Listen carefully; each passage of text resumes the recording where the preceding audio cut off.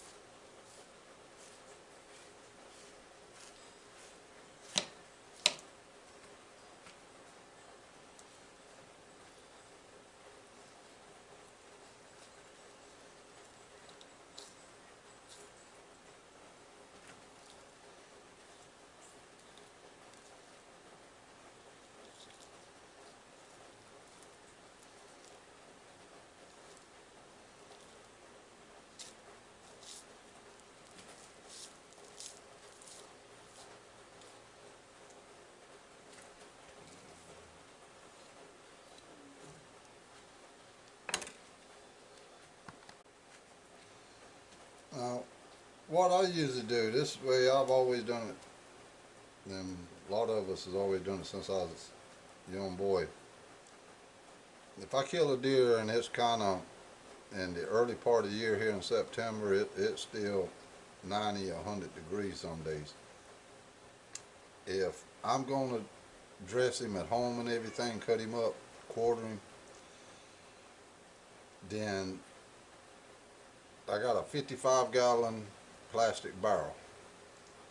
I will run water in, drop the meat in, and I'll let it soak 2 or 3 hours in the water, and it will draw a lot of that blood from out of the meat. But then I'll get it out and I'll try to get it in the freezer, get it bagged up or whatever, and get it in the freezer. If I ain't got time to cut all of it up, I'll wrap it in 2 or 3 kind of thick trash bag, put it in the freezer until I get time to get to it, like I did this one. If it's over in, say, November or something, and the days are down to 50 degrees during the daytime and not getting higher than, say, 60 degrees, I will let it soak. If I take a deer in the morning, I will let it soak till that evening before I take it out and start preparing it for the freezer, or wrapping it and putting it in the freezer.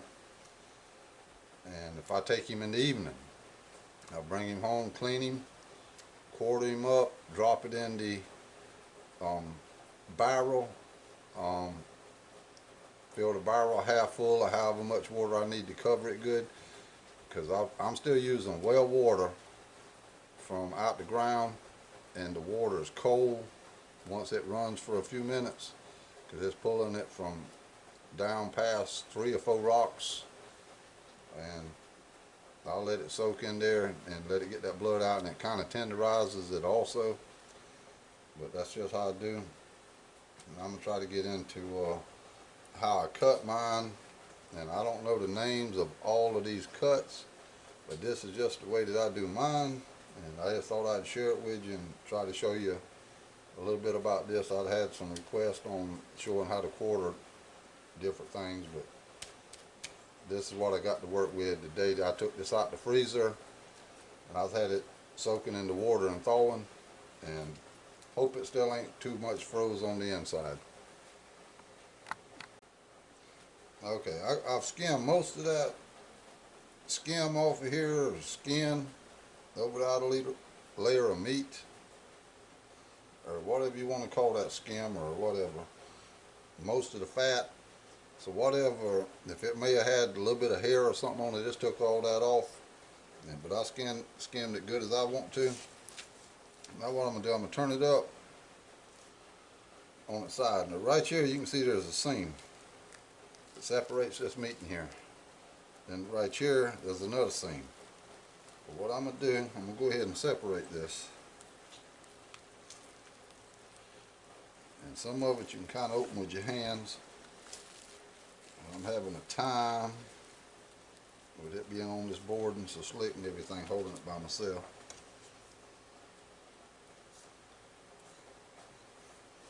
But you can go ahead and just follow the seam down with the knife. You can see in there, see where the seam runs. I can still tell it's kind of froze down in there because it's cold.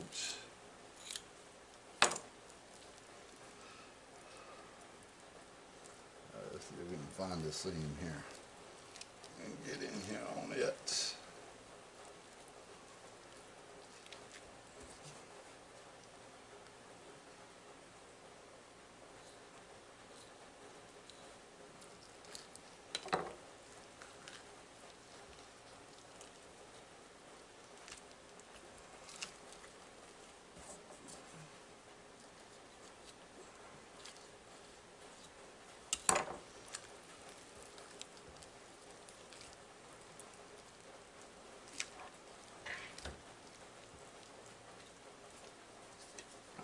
Turn around here where I can see.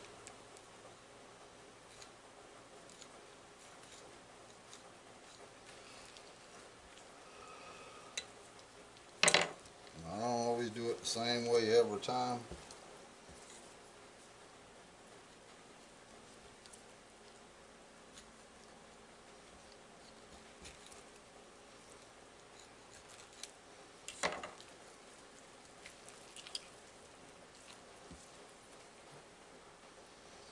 I know y'all can't see because I ain't got nobody to operate the camera.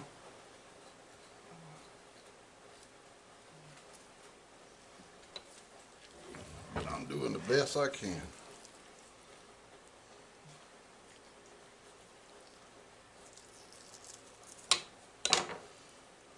I think this piece may be called the center cut.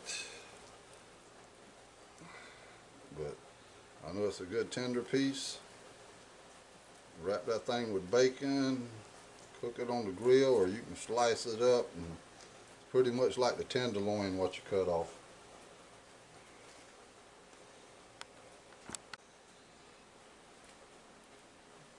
Okay, more than one way you can go about this.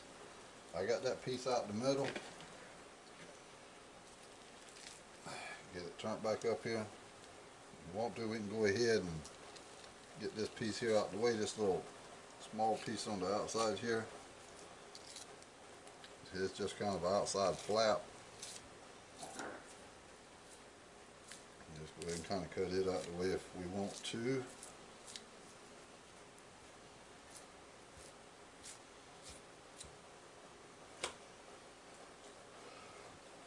Any of this meat, even that outside flap, if you take it and you kind of chop it with a knife or something up and cut it up in the little steaks, kind of chop it with a knife or even a little chopping hammer to pound it, a pounding hammer, pounding. Can't think of what you call it right now. But what we want to work on is, what I do, is getting this here cut down in there to the bone and getting it separated. and run that bone.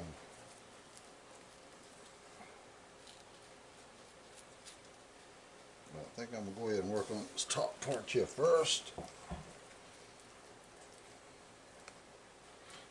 Get it laid back.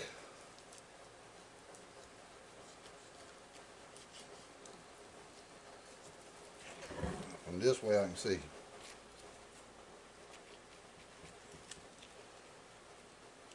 But I'm the only camera operator.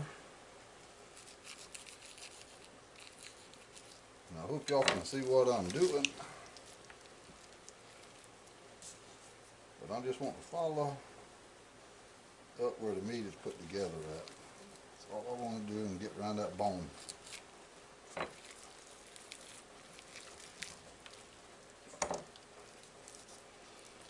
And it may take some doing. Having to wrestle with this hind quarter by myself.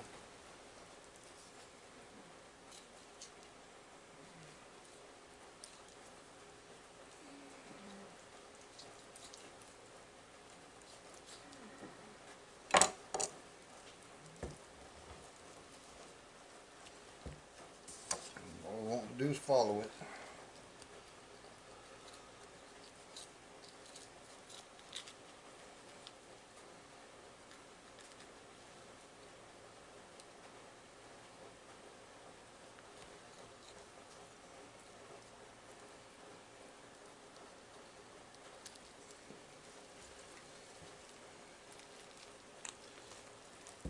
Different ways you get the cut. You have to turn the meat different.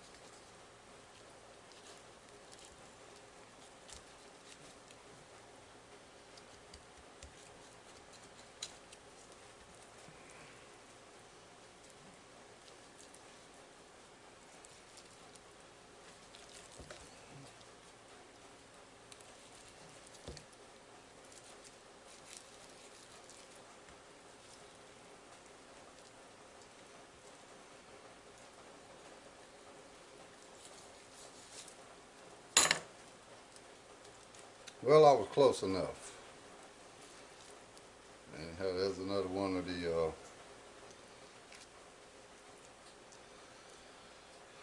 chunks of meat off of there. I missed the cut a little bit, but it's still kind of froze in there. This other cut I want to follow head around.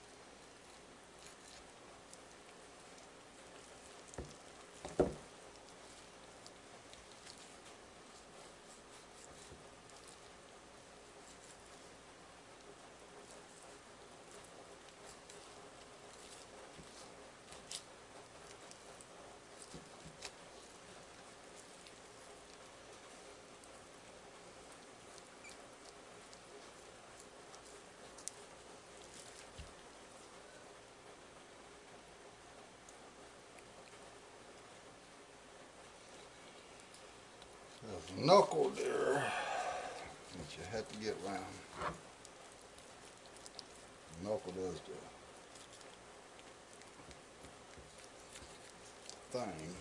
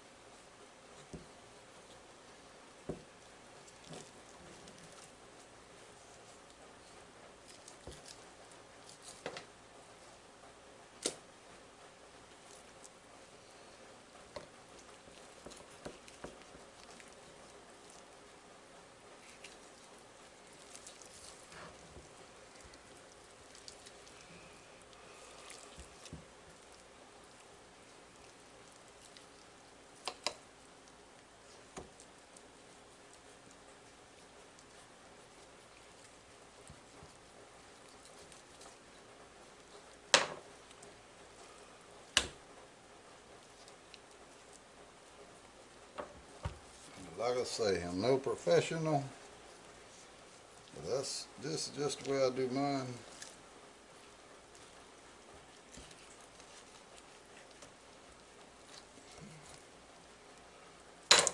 And this right here is one tough piece of meat. It comes off of that lower leg,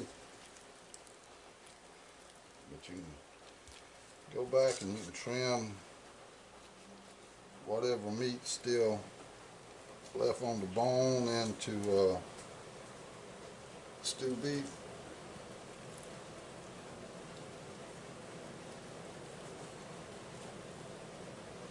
Or whatever you want to trim it into. This is another hard part of the muscle. Come off of that back leg, but you can take it and you can slice it in between and separate it.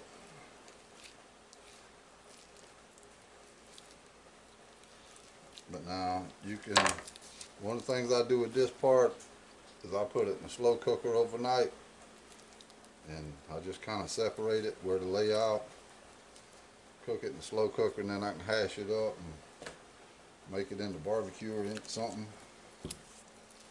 Same with this. But these you can use for your roasting parts, or you can slice it and then pound it and get it tender and use it for frying. But anyhow, I'm going to go ahead and trim the rest of this off the bone. But like I say, I'm no professional butcher. I just thought I'd show you a little bit of how I do some of my deer hindquarters. But all of that there I'll trim off and use it, put in a slow cooker or something of them, make stew beef or something out of. Anyhow, thanks for watching. And I know this was a messy video, but just tried to show you a little bit of how I do it. Anyhow, YouTube, this is the cuts of meat as I know how to do it, and I'm not sure the names of them anyhow, but you can roast them.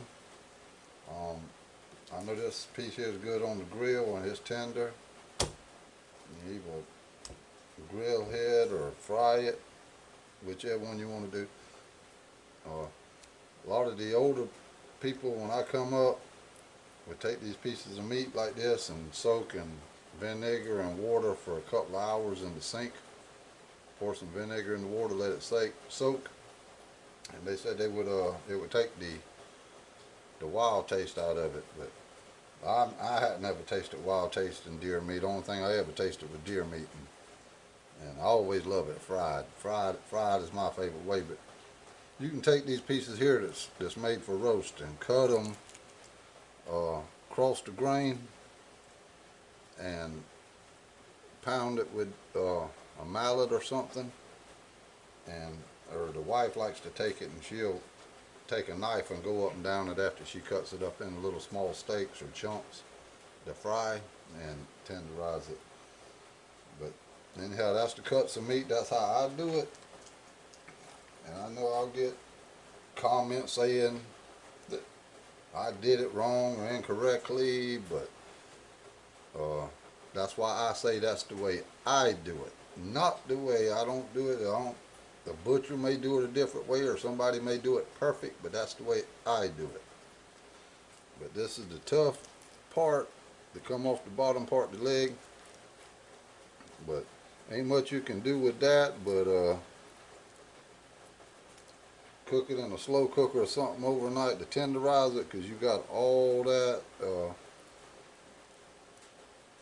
whatever you want to call it, and it's not gristle, but whatever you want to call it, that runs through there and holds that meat together, and it is tough. But that you can put in a slow cooker overnight, and then you can come back and take it apart, hash it up, make it in, bake it in the oven for a few minutes, and make it into deer hash or like barbecue deer or something over. Put some sauce or something on it. And anyhow, that's just the way I cut mine up, and that's the way I do it. Anyhow, since it's been raining here for the last 2 days, I thought I'd bring you a video on that, because I've been here in the house and couldn't get out to do anything, and so I got in here and cut up a hind quarter.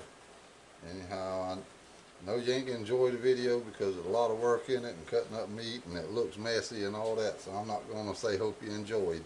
But anyhow, till we get to see you the next time, YouTube, get out there and enjoy the outdoors.